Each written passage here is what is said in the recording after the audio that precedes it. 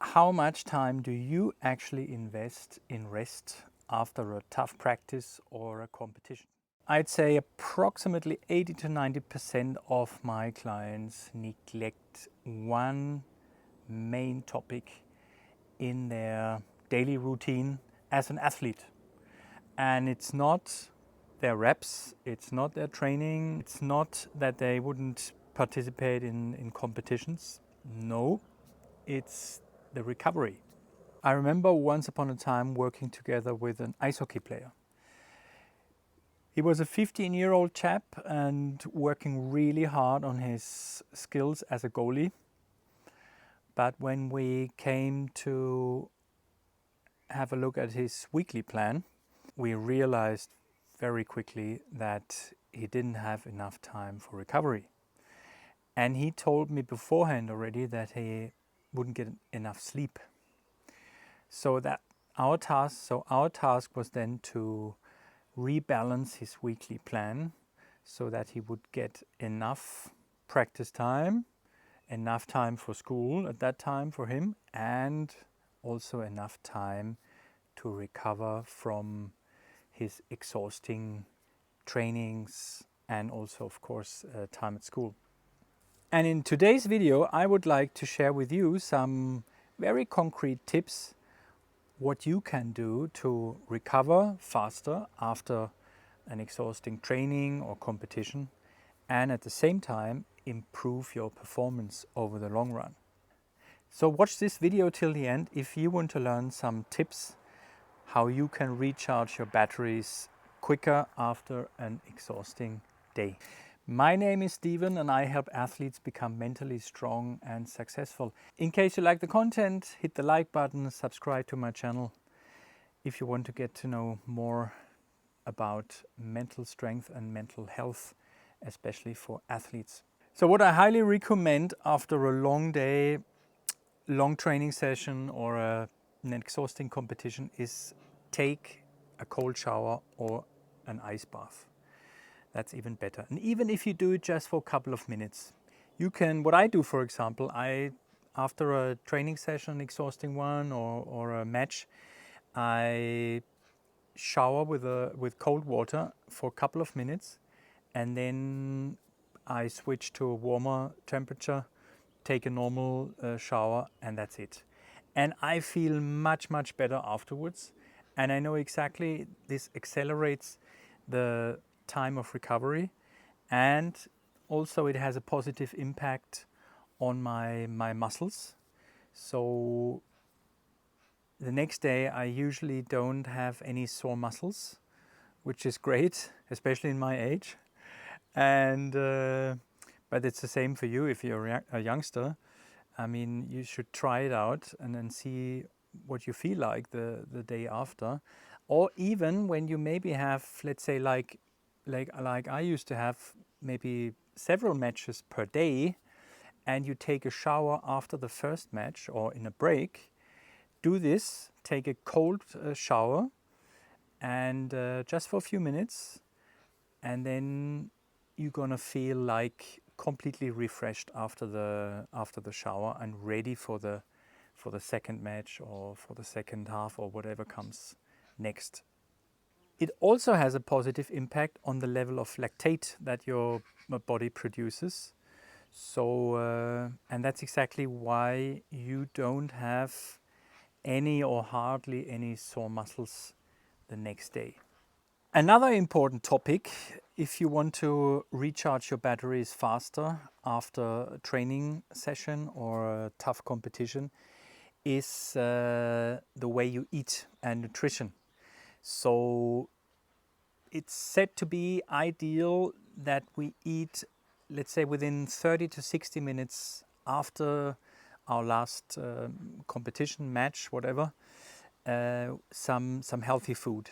So what does that mean then, healthy food? It means you should get enough high quality protein, carbohydrates, water, of course, yeah. We need liquidity. So usually after an exhausting day, our energy storages are empty and we need to refill them as fast as possible and as good as possible. When talking about carbohydrates, we want to focus on high quality carbohydrates. That includes fruit, for example, bananas, be rice, potatoes is also good. Make sure that you also eat some whole grain products. And when talking about liquidity, it's about drinking water as much as possible. So avoid alcohol, avoid any sweet drinks, soft drinks, and avoid also sugar in general as much as possible, and no processed food, ideally. And for the worst case, and you don't have the chance maybe to get some good food after your competition, always have some supplements with you. So I always have a bottle of with some powder in it, some protein powder, so that I can make sure that I can at least refill my energy storage. The next very important point is that we should bear in mind when talking about recovery is we need to make sure that we get enough sleep. What I already mentioned with the ice hockey player beforehand. Ideally, you sleep 5 sleep cycles per night at least. Especially when you're an athlete, you need more sleep, of course, because your body, your brain, everything is working harder than maybe with an, let's say, average person that only goes to school, to university, or to the office. And that means you have 7.5 hours. So one sleep cycle is about 90 minutes. So, for example, when you look over the week, then you have 35 cycles, ideally, or at least. In case there's some nights, which can happen, of course, you see that you don't get enough sleep, try to catch up a little in the future then. So maybe you can add one cycle the next night so that you sleep maybe for 9 hours instead of 7.5 hours. Or in the worst case, you take a nap in the afternoon.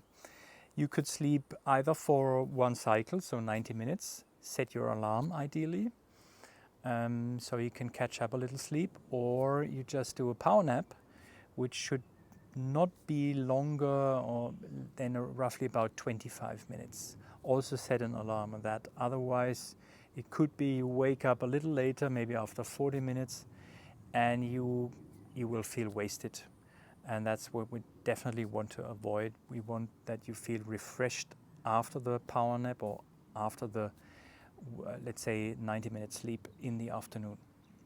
Try to go to bed always at the same time if possible. So, for example, if you can arrange it, you go to sleep, let's say, at 10:30 in the evening.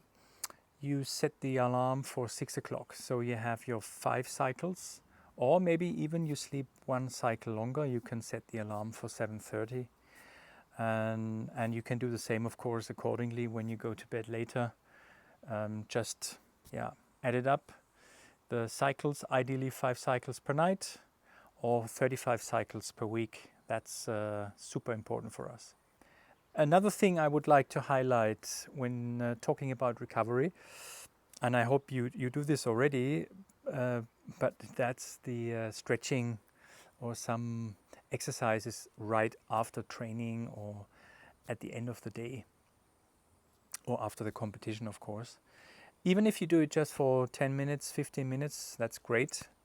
It makes a huge difference when you do this right after your training and before you take the cold shower or go in the ice bath. So you're gonna have an even better recovery or a higher level of recovery. I would suggest do it at least 10 to 15 minutes. It should consist of, let's say, exercises for the whole body. So not only for maybe the upper body, but also for the legs, of course.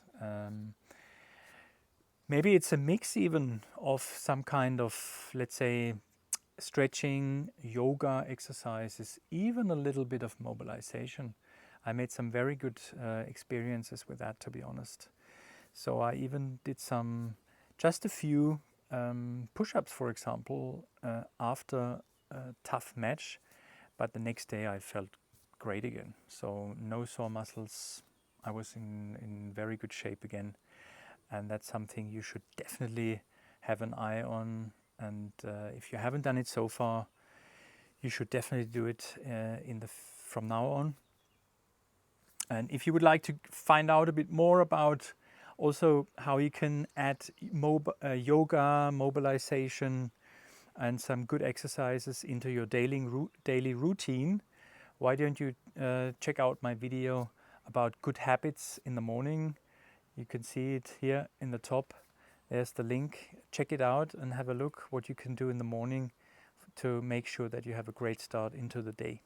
The next thing that's important to me and should also be to you, I've already made a couple of videos on that topic because it's just crucial in our daily life, is our phone, the way we use our phone, and also when looking at the day, and also in combination with training, recovery. You know, some people they tell me, you know, for recovery, when I come home, I sit on the sofa, I drink a beer and I watch TV for a couple of hours. Well, okay, that's fine. Okay, that's fair enough. The point is, of course, scientifically it's proven that this is not recovery, because our brain has to work so hard to process all the images and everything that we see and what we hear.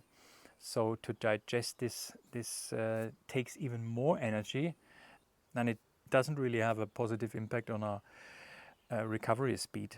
And it's actually even worse with social media. Well, imagine spending some time on TikTok or on Instagram, and when you add it up, I mean, how many images, videos, colors, movements, yeah, how much do you actually experience or see within maybe just 1 minute?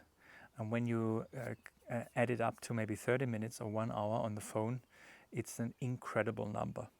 So ideally what you do is put your phone on the side, switch it off. That's even better after a long day, an exhausting day, if you want to make sure that you recover faster.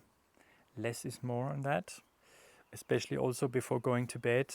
Avoid using your phone at least 1 to 2 hours before you go to bed, so that your brain can, let's say, cool down also in some way, and instead do something else. Spend some time with your family, read a book, listen to some music, and just relax and enjoy the let's say the last part of the day before going to bed and getting some rest. Then let's come to the last tip I want to share with you regarding recovery. Let's say you've had an exhausting competition yesterday and you have a break today, so the competition maybe starts again tomorrow, so you have 1 day off. Or after a training session, after competition, in what you can do in the evening, alternatively to stretching, yoga, some exercises, is go for a walk. Ideally, go in the nature where I'm right now. I'm sitting in the nature here. Go for a walk, at least 30 to 60 minutes. This has a very positive impact on your mind. So you will be able to process everything that happened maybe today or the last day, to also reflect on what have you been doing good, what could have you done better maybe, so what could you do maybe better tomorrow. Also for your body, it has a very positive impact on the blood circulation, and it helps with the removal of metabolic products. So you're going to recover quicker and you will have less muscle pain. Just regard a walk like a cool down. I mean, with some sports, it's still, let's say, a rule that, for example, ice hockey matches or soccer matches. Some coaches and teams, they swear on a cool down, and they just go for a, let's say, a very soft jog afterwards for 20 to 30 minutes. You can just try it out and see what you like more, and what has the better impact, let's say, in a positive way on your recovery level. Is it the stretching with the mobilization exercises and yoga, or is it some very soft jogging? Try it out, or even do a combination.